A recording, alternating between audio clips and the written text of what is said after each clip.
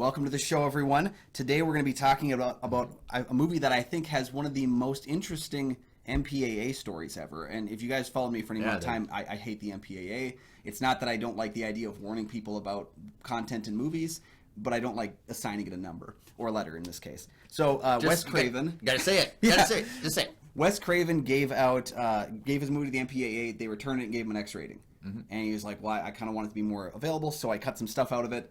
And then he submitted it again, got an X rating. Cut some more stuff out, X rating. Put it all back in, got an R. So we're going to be talking about The Last House on the Left today, a movie that's got an X, X, X, and an R, and all the good stuff in there. And it's only a movie.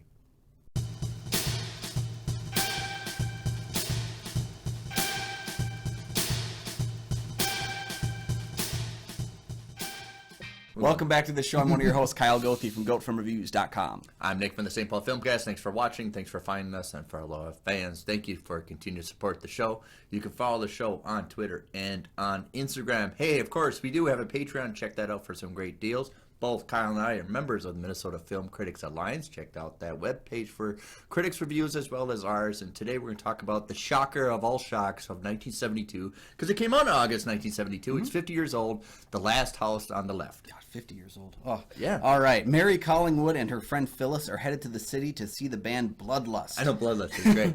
When they are beset upon by escaped criminal Krug Stillo and his crew, who kidnap and torture the two teens. Little does Krug know that they are also heading straight towards the house of Mary's parents and a boatload of vengeance. Okay, so Wes Craven and Sean S. Cunningham met while making the movie Together. Mm-hmm. Together is kind of a remake of, what is The Art of Marriage. It's kind of the remake. It's almost like Evil Dead to Evil Dead 2. Mm. So The Art of Marriage, and then they remade it Together in 1971. That's the name of the movie. I can't find a copy to review that. I tried to look for a copy of that to see before we critique this movie. Well, I think Art of Marriage and Together are both softcore, naughty erotic, naughty movies. So there might be a reason why they're a little bit harder to attain. Hey, it's very hard to find a copy. I mean, I even did some deep searches, so I wanted to look for, that's how this movie got made, is from them meeting on set for the film Together. It was such a success that the other company gave them a bunch of money to make this movie, like $90,000, which is a big amount for what you're going to do with this movie, especially because the movie, in its initial idea, it's such a weird idea because you also had title too. Wes Craven trying to do a bit more of an artsy porno film at the very beginning. Yeah. He hired the actors. He told them, this is going to be an adult film. We're going to be doing the nasty, and here's the film. And then as the pre-production went on, he became more and more under the idea maybe I should be making this like a conventional film, one for more audiences, which with the X rating still might not be a lot. But then he kind of let them know we're going to be making a regular film. But he's also got this idea that he wants to make something akin to Virgin Spring, the Ingmar Bergman film. So it's a weird combination of it kind of shows through when you watch the movie. It's kind of a weird combination because you have a lot of these hippie, fun-loving songs, but then you get the shock value. Yeah. And Wes Craven definitely wanted to shock you with this movie, and I think he even shocked himself a little bit because, like a lot of things, it's hard to digest even now to watch. Oh, yeah. And so the murder scenes are even hard to watch. I mean, they send her to the moat and target practice shooter. So the core of it all is for shock value. Yeah. And retain it. But it's a lot of advances to what we're going to see later in horror films later on. And I go back to it a lot. We are 12 years removed from a flushing toilet. So a lot happened in the 12 years between Psycho and this 1960 film. to 1972. A lot. You can say the F word. You can have people with their clothes off. Right. Yeah. So it's kind of a big jump ahead. And the film, I think, when you look at some of the initial reviews that came out of it, I could only find Roger Ebert as one of the mainstream critics that defended the film. And kind of defended this as a movie I don't want to watch, but I see all the merit within the movie. And it's one that I don't really recommend to people. We were hanging out with some friends this past weekend, and we got to the subject of talking about Last House on the Left, I Spit on Your Grave, these kinds of, what they blanket under rape revenge kind of tales. I Spit on It, yeah. I don't like that inherent type of film, and I won't really recommend it to people because most people don't like that inherent type of film. I know people that have sat through half of this movie a number of times and then said, nope, not for me. So that's why it's probably one of the best movies to talk about on this show so that we can give caveats. You know, we can talk about the breakdown for the people that have seen it, you know? Right, and of course, if you're going to critique horror, you have to divulge in things you're not going to like, because it's the word I hate. Like, you have to understand what's going through, and the point is how far we can go with horror. What can we show to get away with it and break barriers? I think that's what Griff Craven is trying to do. How far can I go to be conventional? Can I show this? Because nobody's giving you answers. You just have to, how far can I do it? All right, I dial it back. But you also have to see the dangers of it, of being in the 70s, early 70s, of just hitchhiking, go to rock stars and everything. And there's an element of danger that doesn't get discussed enough with counterculture. The counterculture in the late 60s was all hippies and love and everything, but there was a deep undercurrent of some very anarchists who disguised themselves in the whole movement. And I think that's what's being protected here. Yeah. Is the subcurrent of bad, awful, dark people that lived among the counterculture. There's a scuzzy layer to the whole film, and then when you peel back the scuzz, Craven's going at this thing with kind of a very artistic eye for things. He used certain paintings to reflect certain scenes that he really wanted. He also, the film feels in many ways like a scuzzy Shakespearean tragedy, because it's a combination of all of these like things that on their surface are dangerous, but then combined are even worse. You have the negligence and the stupidity of the police officers in small towns. Very stupid. You have the frustration between... They even check out the car that the bad guys is. They go right past it, we have the differences between parents and their children, the generational differences. We have wanting to spring out from where you are. We also have that small town versus big city thing. Every small town kid wants to go to the big city, and very few of them are prepared for what's involved there. All your little nestles of fear. Yeah. And then, like, at its basis, then we have the concurrent of evil that is pervading this small town in the form of Krug, Stillo, and his crew. I think it's funny that we have a Fred and a Krug in this film. That would very much later on go to be good catch. Another reference, because of course Craven referenced that Freddy Krueger was someone he knew in school. It was a bully. Picked on him. So it seems like that happened for more than just one film. That was pervading a lot of his Fred work. And Krueger. Very clever. I watched it so many times and I should have caught that. Yeah, I should have caught that. But yeah, I think what's most effective about this film, and we're showing the evilness of people that want to rape women and murder them and pull out their entrails. And they get joy from it. Enjoy from it. But it's their recovery scene afterwards, where they have blood on their hands and they're picking the dirt off of it, and they're all just deflated, but they're shocked, like, what the hell did we just do? Yeah. And it's almost like a self-revelation, something Freddy Krueger would never do. Yeah. But it's almost, they look like, we just did that just because. Yeah. Well, and Craven, and I think that's the most effective thing. Yeah. Craven gives them this ability to still be at the edge of humanity. Yes. Where there's like, no, they will never be redeemed for any of the stuff that they do, but he does give them the layer of not having them be 100%. It's like a 98%, where like they do an awful thing and they're aware of it.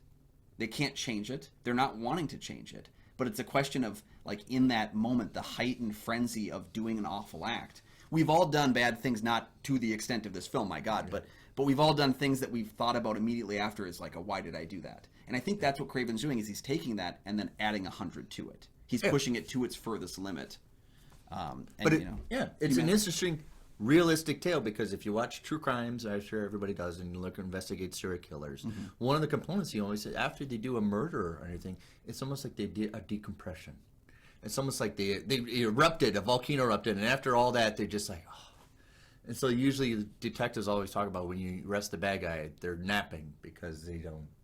They're tuckered. Yeah, they're tuckered out, but also they can able to decompress, they relax. Somebody who's not guilty are like, what the, I didn't do, will always be agitated, but a lot of bad guys will always be, can reflect, decompress, de-escalate, and just sit there like, what the hell we did, which is perfect for them because they really are bad guys. Yeah, they regress to like a form of understanding what's taken place and really not like being aware that they will get them. It's almost like being aware that you're going to get caught at that point. Like they're egging on the police, yet the police are not smart enough to catch them. Yeah, they go into the house and have dinner.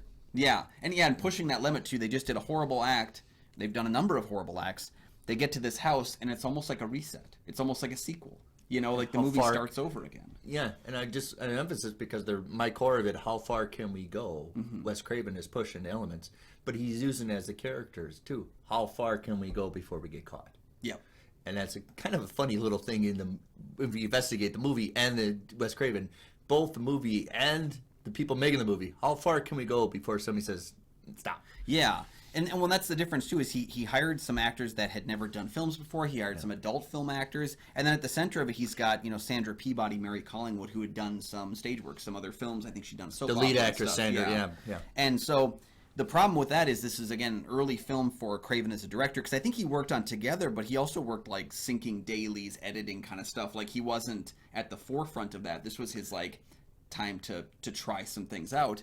And you can see that newness to him as a director because he's not really protecting his actors. Like, there's some really uncomfortable things that happen behind the scenes that I can't they're condone. like, it's that naked scene to take off their clothes. Well, yeah, It's and then you've got uncomfortable. things like some of the actors playing the criminals were, like, threatening the girls during the scenes. And it's like, you don't understand, like, that you're putting these women into vulnerable positions, even though they're supposed to believe that they're on a safe set, and you're endangering them. It goes back to this thing I think Robert Pattinson said this year about method acting, where he goes, "It's just an excuse to be an asshole." And that's kind of what it sounded like on the set of this film. Was most of the criminals were just being an asshole as method acting, and it's like, we talked today about intimacy coordinators on set. Yeah. This film could have used one, and it's like, it's frustrating that they made a great product out of a really scuzzy environment, I agree. Because we've both been on sets, and if you even making a horror movie, you can treat people decently without.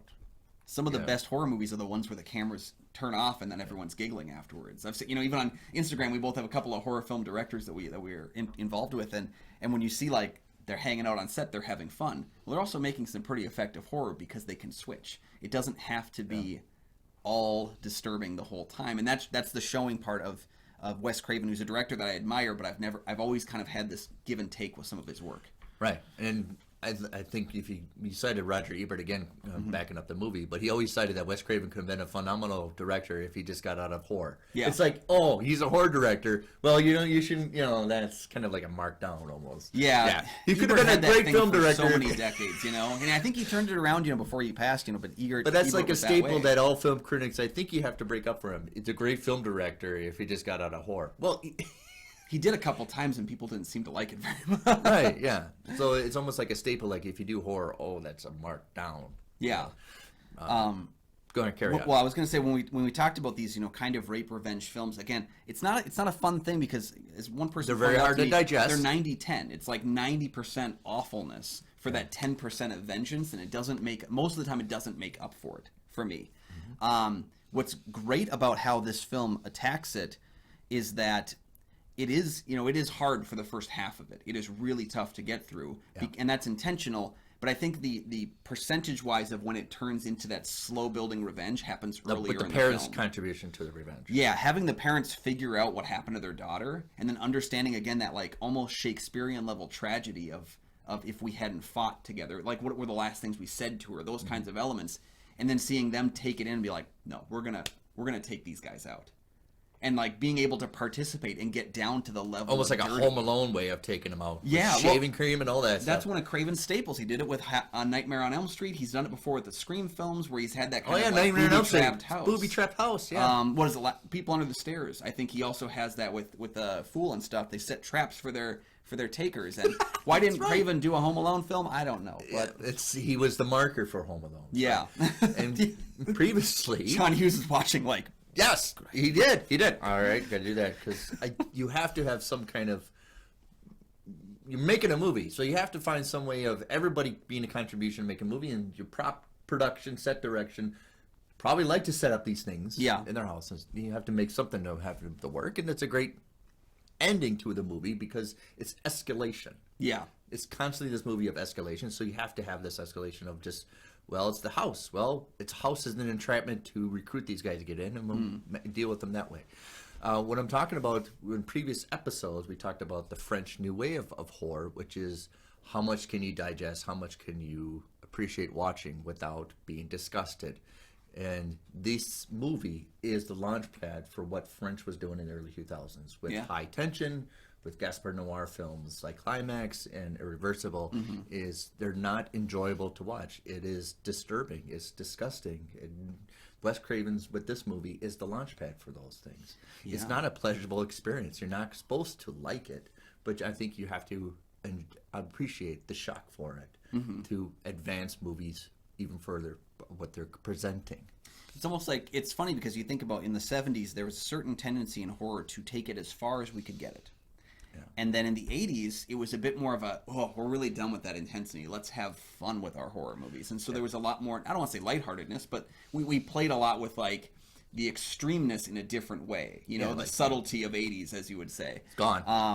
But then it almost happened again with the intensity of the aughts. You know, we got things like Saw, we got Hostel, we got French New Wave, we got all these things that were kind of, or French New Extremity, that play with that kind of intensity again. And now in the teens, it's almost like we're going to do things like Paranormal Activity, or we're going to do like horror with like a tinge of comedy or subversive it's horror. It's almost post-80s. Like yeah. The kids that grew up in the 80s want to go back and make movies now. We cycle through this on the regular, where it's like we go extreme and then a little bit sillier, a little bit campier, and then we go to self-referential, and then we'll go back to extreme. Like I think the 2020s, I'm worried we'll hit another age of like we're going to go extreme again because we're almost coming back around on it. We're going to like, show Hostels, you know, disturbing stuff. Yeah. So it's kind of a confluence of all these ideas that keep seem to rotating, where it's like every 20, 30 years we're like, we need to do an extreme phase. It's our emo phase as horror directors, you know? Which is an interesting component. I don't know if it's intentional, maybe it's accidental, just based on scheduling, but it's actually filmed in the early stages of fall. It almost is in August. Yeah. Almost in September. So it's almost like it's metaphorically the visual of we're here, everything is going to go to crap. It's almost like a mixture of fall but summer, so some leaves are falling off.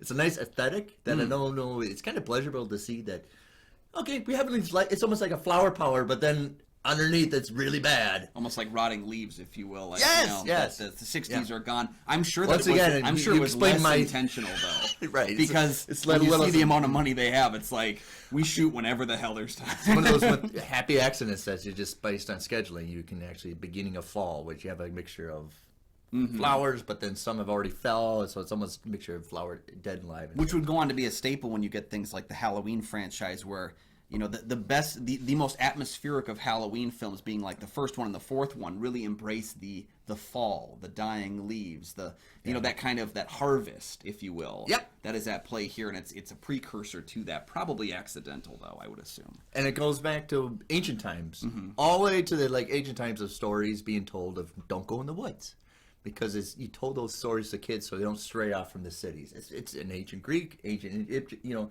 All those ancient civilizations have stories about don't go in the woods because the woods are bad. You know, even Hansel and Gretel. You teach those kids Hansel and Gretel because in the woods there's bad people there. And so you teach these stories to kids to frighten them to not stray off into the woods because there's monsters and everything. And of course you want to film this movie where it's in the woods. Yeah.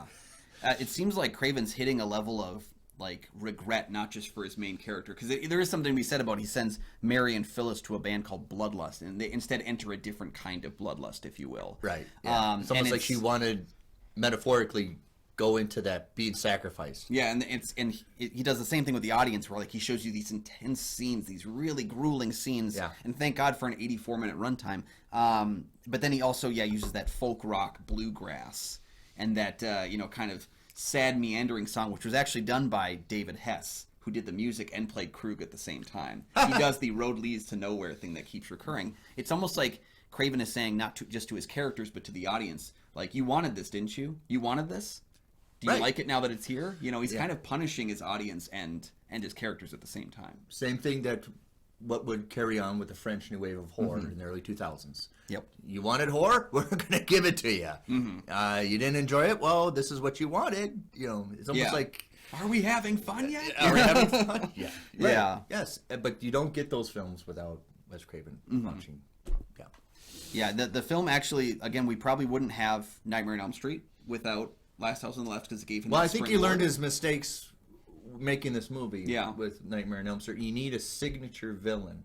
Yeah. A really exaggerated signature villain. Krug is not kind of that thing. It's almost like my criticism. It's almost like he didn't entirely learn, because he would go on to do Hills Have Eyes, which again had like a group doing the same thing to a family. Yeah, but you do have like a signature person for that movie. It's signatures because they kill off the rest of it. Like they kind of like lay down into it. Look. But you need a signature and exaggeration for your art piece, whether it's a weapon, whatever. Yeah, I think you learned from that. We wouldn't have Nightmare on Elm Street. We probably wouldn't have Friday the 13th, because Sean S. Cunningham was kind of in that level of every movie he made was the last movie he would make if it didn't work. Like, this was the last of my money I'm throwing into it. And then we also wouldn't have a lot of the other things. Friday the 13th owes a lot to this franchise because also the director of 2 and 3, Steve Miner, worked as a production assistant on this film. He played the hippie. Yes, he's in there. You catch him. Steve Miner's one of my favorite horror directors. That's like Google him. Discussed because he did a Halloween film. He did Friday the 13th movies. He did House, which is bonkers and fantastic. Yeah, he's one of the you investigate, you find a little. You find that nugget that he kind of pervaded too. The less said about his Day of the Dead remake, the better. But there was a lot of things that wouldn't have happened in the horror realm without this movie being made. If these directors people didn't get that springboard, that launching pad. But I think they learned from, okay, we shocked them enough. Now let's figure out some way to keep it with everybody can enjoy it. You don't want that? All right, let's find something that you would enjoy. Let's have a signature villain, has a signature weapon. Let's keep it out of the woods, or something like that they can learn from, rather than just keep recycling and try to keep shocking people. Yeah. He rides the line of like the shock, plays with the bluegrass, and he does kind of the similar thing with the parents too, where like he's not even giving the parents like an easy way to take them out. Like the mother literally goes to fillet the guy. And then kills him. Like it's with the zipper. It's like she takes it to the point where she's willing to debase herself. That's the funniest part of the movie. But that's kind of what he's playing with too. Is he doesn't give them like an easy thing. He doesn't just give them a gun and be like, go shoot them all real quick. He's like, let's make this hard work for them too. Difficult along the whole way. And that's why I think if you struggle with movies like this, and you want to try this kind of a story out, I actually recommend to a lot of people the remake. Because the remake is not as shocking, it's not as intense, it's a little bit more palatable, and I think it's got like some pretty good performances. Yeah, for some your pretty interesting generation stuff. for sure. Yeah. But like it's the stuff where if you can't handle this kind of stuff, because this is extreme, this is hard to watch for a lot of people. I do think the remake has a lot of elements to it that kind of just taper it off a little bit. Still intense, but not nearly as much. I've had a lot of success with people who don't want to watch this movie but like the remake too. So. Well, the bad guy gets his head microwaved. Yeah. Spoilers. Yeah. Well, yeah. It's just one of them. Right. So overall, I think if you you both and I have been, if you're interested in writing in horror, you have to. What do you want to do? You want to shock people, which is fine. We always have to advance and see what we can get away with.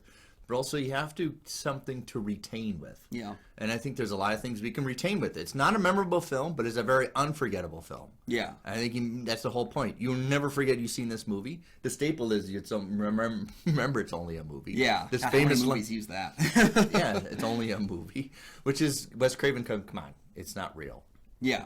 Yeah. He's this being his earlier film, he's having fun, and I don't know if the audience is. I don't think there's a certain level of comedy that's not being translated in the same way. It happened with Texas Chainsaw Massacre as well a couple years later. Tobe Hooper was making comedic elements. And he put his film. people through the ringer making the movie. Yeah. And many people didn't see it. They just saw the horror. And that's because of the intensity. I never see the comedy in this film. It never works for me. Well, the zipper stuck. Come on. As much as I love Martin Kove from Karate Kid playing one of the cops, he doesn't lighten the mood enough for me. The intensity is there, and I'm in on it. But it works as a really intense kind of a revenge film, as a tragedy in many ways, but it won't work for everybody, and it didn't work for a lot of theater owners. It didn't make a lot of money, but it's one of those staples of, if people want to talk that you like horror, you enjoy horror, it has to be in your knowledge. Yeah. It has to be on your radar. Yeah, it's at the end of the list, I think, when you're introducing someone to horror, with like Martyrs and Hostel and all those kinds of films. That you put them at the end because there is that sickening quality where it's like you've got to get through some of the other stuff in the middle. Yeah, but it's there for you. And before we go, if you're familiar with the movies we critique, the French New Wave of horror, see this movie, which started it all. Yeah, I think it's more palatable than some of them, just because it kind of plays with that tone a little bit. Yeah. So I would give this one a try if you're looking for that intensity first. Give this one a try. If it doesn't work for you, then you know that maybe the French New Extremity is not for you. And if it doesn't work for you and you want to try again, go for that remake. Try something in that kind of a little bit more palatable response. It doesn't have the same kind of artistry that this one does, but I do think then you kind of know, like this is a goalpost of like, I know what I can handle as a film goer. And that may be something for you. But let us know your thoughts on The Last House on the Left. Give us your ranking, your favorite Wes Craven films. We'd love to hear it. There was talk of a sequel for this one, actually, and some prints of the movie actually advertised a sequel at the end that never happened. So what are you going to do, the first House on the Right? That's what I'm wondering. So let us know your thoughts on what you think Last House on the Left sequel would have been. First House on the Right. From all of us here at the show, we appreciate your liking and your comments and your subscribing. Free things that you can do that support the channel and make sure that we keep our community as strong and wonderful as we know it is. And also check out that Patreon as well. You can go down there and get links to things with picks with Kyle and Nick. You can get our exclusive episodes. This month we're doing Raising Cain. We're doing our first De Palma film. We're going to be doing De Palma all for the next couple months on the Patreon just for patrons. So check that out. Sometimes he does shock just to shock. But Lots of shock. It's an erotic point of view. Yeah. And for all of us here at the show, thank you so much for watching. You can find all my film reviews over at goatfilmreviews.com. Hey, I'm Nick from the St. Paul Filmcast, a podcast you can find anywhere on the internet.